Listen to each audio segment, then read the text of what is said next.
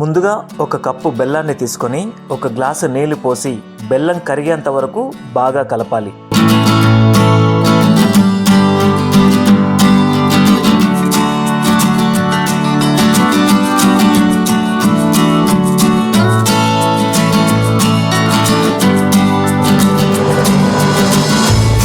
తర్వాత జాలితో వడగట్టుకొని కొద్దిగా శొంఠి పొడి, ఇలాచీ పొడి, మిరియాల పొడి వేసుకొని బాగా కలుపుకోవాలి.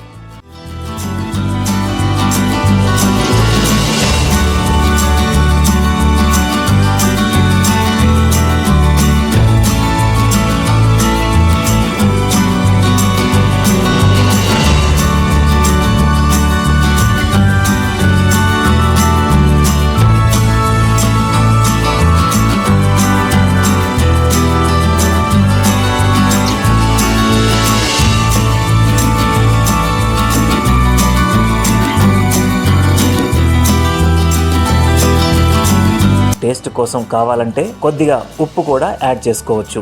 ఎక్కువగా కాకుండా ఒక్క చుక్క నిమ్మరసాన్ని కలుపుకోండి.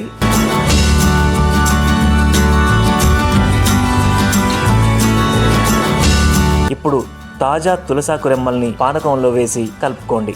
మనకు గుడిలో పోసే పానకం యాజ్ టీజ్గా రెడీ అయిపోయింది.